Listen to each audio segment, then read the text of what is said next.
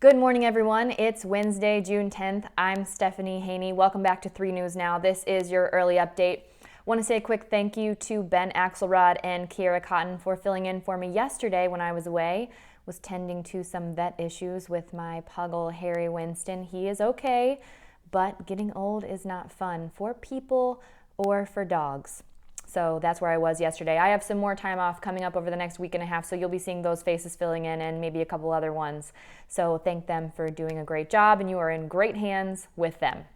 All right, let's get to your top headlines for today from WKYC.com and our WKYC app. We're going to start by reminding everyone, because we'll be talking about the protests that happened in downtown Cleveland about a week and a half ago. So let's remind everyone why we are here today. We are here today talking about these things because of George Floyd. That is a man who was killed at the hands of a Minneapolis police officer named Derek Chauvin. Derek Chauvin has since been charged with second-degree murder. There were also 3 other officers on the scene at the time of George Floyd's death when Chauvin kneeled on his neck for 8 minutes and 46 seconds. Those 3 other police officers have been charged with aiding and abetting. So now let's talk about the protests that happened here in downtown Cleveland as a result. There have been many protests around the country. So now there has been police body cam footage released from that rally, which was called the I Can't Breathe rally here in downtown Cleveland about a week and a half ago. So we're now seeing a firsthand look at what happened during at least part of that protest in downtown Cleveland. The video shows officers struggling with a crowd that continues to grow, protesters being arrested, some officers getting hit with objects, a commander giving the order for protesters to disperse, and police deploying flashbangs to push the crowd back. Now let's talk for a minute about what a flashbang is, because that might be something that a lot of people are not necessarily familiar with. A flashbang is a non-lethal explosive device. This is used by police to stun and disorient people. It makes a loud noise. It gives off a bright flash, and both of these things in combination work to temporarily blind and deafen people nearby. So they're also known as stun grenades. Now, if people do have underlying health conditions, flashbangs have actually been known to cause injuries if you check out different reports on that. So they're not fun to be around, to say the least. They are not lethal directly, but they're definitely not fun to be around. So this video came out yesterday, and local Black Lives Matter leader Kareem Henton says that the cameras don't actually show the full story of what happened because not every officer who was on the ground at that protest was wearing a camera. Henton said that many officers that had riot gear on did not appear to be fitted with those cameras. There was footage from about half a dozen police body cameras that was released as a matter of public record, but all of those videos ended in daylight, and as we know, things took a different, violent, more aggressive turn in the evening hours when things got late, when things got dark. It was at 7:45 p.m. that curfew was instituted in downtown Cleveland, taking effect at 8 p.m. We do know this, that the night ended with 99 arrests, some buildings and cars broken into and looted, and there were at least 3 police cars that were set on fire during that demonstration. That night in Cleveland, as well as many around the country that were similar, have raised discussions now about defunding the police. And as a reminder, to defund the police does not mean to abolish the police. It's a different thing. There are some places that are talking about abolishing the police, like they are talking about in Minneapolis with the city council, but the conversation around defunding the police is about reallocation of resources. For example, in Los Angeles, there has already been a commitment to move over $1 million from the police budget to other community initiatives where it can be used in other ways. Other discussions that have come about from these protests include retraining, police and community relations, and politicians and citizens from all walks of life are weighing in on this, and there are conversations being had at every level of government, including at the national level. Speaking of the national level, today, George Floyd's brother is expected to speak to Congress during a hearing on police brutality. So George Floyd's brother, in addition to their family lawyer and a former Secret Service agent, are among several witnesses who will be testifying this morning before the House Judiciary Committee. That public hearing began at 10 a.m. today, and the purpose of this hearing is to examine the crisis of racial profiling, police brutality, and lost trust between police departments and the communities that they serve. The House Judiciary Committee Chairman Jared Nadler said this in a statement. The House Judiciary Committee is working very closely with the Congressional Black Caucus to determine the best path forward to address police brutality and racial inequality. Today at the hearing, there are expected to be a total of 12 witnesses. Some of those people will appear in person, others will appear virtually because, let's not forget, we are in the middle of a pandemic at the moment. So that is the safest way for people to appear in some cases. A number of policing, law enforcement, and criminal justice experts have been called as witnesses. That includes Sherilyn Ifill, the president of the NAACP Legal Defense Fund, and Houston Police Chief Art Acevedo, who also served as president of the Mayor City Chiefs Association. We have that streaming on WKYC.com right now if you'd like to take a look at that hearing as it is in progress. Now let's talk about the weather. We don't always talk about the weather here on 3 News Now, but today it definitely warrants talking about because we have severe storms coming to Northeast Ohio. Temperatures will get into scorching territory again today before storms move into the area and cool things down a little bit. So our 3 News weather team says that Northeast Ohio will experience heavy downpours, strong winds, and hail are possible with these storms that we expect to come in the evening. Our 3 News meteorologist Holly Strano tweeted early on Wednesday morning that Northeast Ohio is under an enhanced to a moderate risk for this severe weather. Strano said that the afternoon will stay quiet, but this evening is when we are really going to see that weather get active and we'll see some very interesting things. So this will break up the heat a little bit, but you're definitely going to want to be careful and keep an eye on that weather as it rolls in.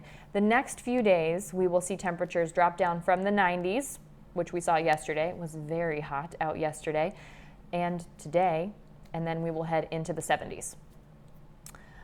Speaking of being out and about, Governor Mike Dewine is recommending that people stay home. This is no surprise. This is something that he's been saying for a while now. He's talking about staying home to work from home as long as possible. Dewine said this: "We've really encouraged every business that has had people working from home to continue to do that." He says he thinks it's the safest thing, and we're going to continue to try to do that in state government. So he made this response after he was asked how soon he would be bringing state workers back to offices and what that plan looked like. So he went on to say this: "We have encouraged every business in the state, and any employee that can work from home should work from home. We are going to try to follow that with what we do as well in state government. What we're finding is that people can work from home and do a lot of different jobs." That is certainly true. If you had told me that I would be working in news here in Northeast Ohio from home, I would have laughed at you. But here we are. We are all making it work. Many people are making it work in lots of different ways. Meanwhile, Dewine has announced a lengthy list of businesses and attractions that are permitted to reopen this month. That includes museums, aquariums, movie theaters, and playgrounds today, June 10th. Lots of those things reopening specifically today. We have that full list on WKYC.com and also on our WKYC app, which you can download in the App Store and in the Google Play Store if you don't have it already. That's where you're going to get those most up-to-date push notifications, all of that information right at your fingertips. And you can watch many of our shows on our WKYC app, by the way, because we do stream them on WKYC.com and in the app. So if you don't have traditional cable, I would highly recommend getting that app because it's a great resource to be able to watch our shows. And you can catch me at 5 p.m. on What's New if you do that. All right, let's take a look at the COVID-19 coronavirus numbers that we got in from yesterday. This is a recap of what we get every day at 2 p.m. from the Ohio Department of Health. We'll be updating these when we come back with your afternoon update at 2 p.m. Right now, there are a total of 39,162 confirmed COVID-19 coronavirus cases. This is dating all the way back to March 9th. So these aren't current active cases, but dating all the way back to March 9th when we first learned about those cases being here in the state of Ohio. Yesterday, we saw good news in terms of the number of new cases. It dropped to 325 new cases.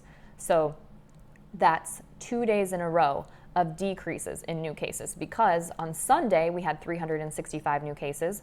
On Monday, we had 361 new cases, just a slight drop. And then yesterday, we saw 325 new cases, which is a bigger drop. And it's good to see these numbers in the 300s because we had been seeing numbers in the 400s.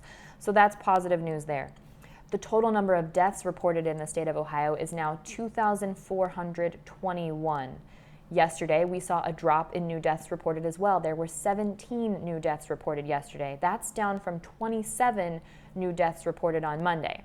Now, Monday was a jump, so that's just one day with a decrease in number of the new daily reported deaths here in Ohio. The total number of hospitalizations that we have seen from COVID-19 since March 9th, since we first learned about it being here in Ohio, is now 6,620. Yesterday, we saw a bit of an increase in new reported hospitalizations. There were 70 new hospitalizations reported yesterday. That's up from 53 on Monday and up from 37 on Sunday. So we need to pay attention to these hospitalizations. It's a little bit more real time than some of the other data. There is a bit of a delay in the reporting of this data, however, keep in mind. So as we get these new numbers in, there might be a couple of a day's delay, but this is when we're getting them reported from the Ohio Department of Health. Also, the number of new ICU admissions is up. The total number of ICU admissions that we've seen since coronavirus first became aware of it being here in Ohio on March 9th is now 1,708. The new ICU admissions reported on Tuesday was 40. That's up quite a bit from Monday when there were 11 new ICU admissions, and on Sunday there were only 7 new ICU admissions. Now, if we want to take a look at the active situation right now, actively right now, there are 639 people hospitalized related to COVID-19, and of those 639 people, 238 of them are in the ICU at this time. That is as of yesterday at 2 p.m. when we got those new numbers from the Ohio Department of Health. We'll update those again, as I told you, when we get the most up-to-date numbers today at 2 p.m. from the Ohio Department of Health. Here's some interesting information that a lot of people will say has been a long time coming.